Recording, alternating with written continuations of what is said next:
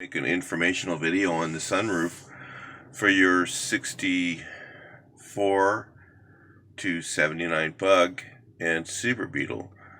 I made one earlier on how the sunroof works and whatnot, and I'm going to go over real quick, those of you who are doing your own headliner, some of the things that you may have problems with in the future as you've been using it. Of course, I've did this sunroof.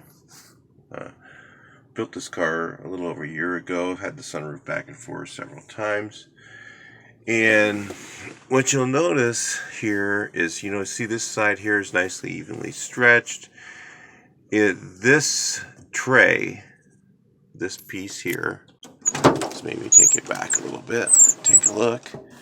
This piece here, the tray, is very, it's getting a little bit dark here. This piece, the very bottom, that has the headliner material on it, you notice how it's getting a little bit loose. Because this slides in a groove, let's take this back more, let's take a look here. It slides in this groove right here. And there's headliner here, all the way along. And same thing over here, that the headliner goes in the tray, slides in this groove. What happens is, over time, you notice this even started to rip a little bit.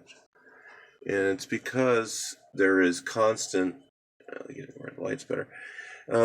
There's constant movement, and it's a very tight tolerance in there. So one of the things you need to watch out for is when this starts to wrinkle, okay? This you'll feel sometimes start to bind up. Okay, this will stretch your cables. Okay, so right now it's starting to bind up a bit.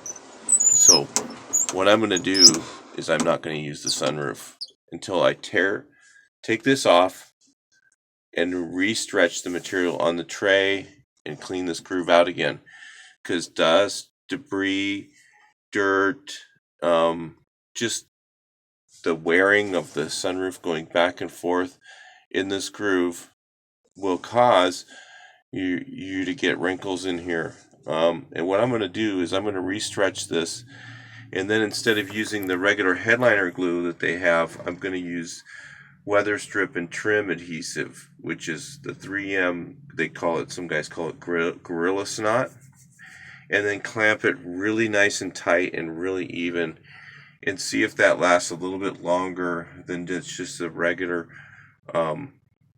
weldwood adhesive that you use for your headliner, because this didn't look like this when I first started. Okay, and I noticed these things, there's these little, I have these plastic things holding the tray in because the original clips aren't there, and since I don't have those original clips, it does pick up dirt back behind in the area where the sunroof goes back to. That's what that is. If yours doesn't have that, it's probably because you have the original clips or you have a different clip. I'm going to try a different clip as well because I noticed it is binding up a bit.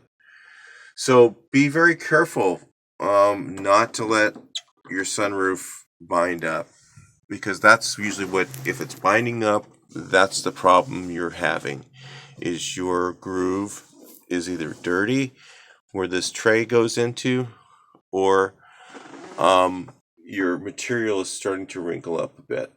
And if it does that, it'll stretch this side cable and could even cause this cable to skip a tooth, and then you'll really have a big problem because you'll have to take this off here and slide the sunroof back manually. That's the only way you can do it. If it starts to get bad and it starts to bind up and you can't, work, what I do is I start to go forward and then I'll go backward a bit, go forward. But if it keeps binding up, I'm just going to stop, take this handle off, take this piece off here behind that, and then slide it manually, because the cables will just slide inside the sunroof.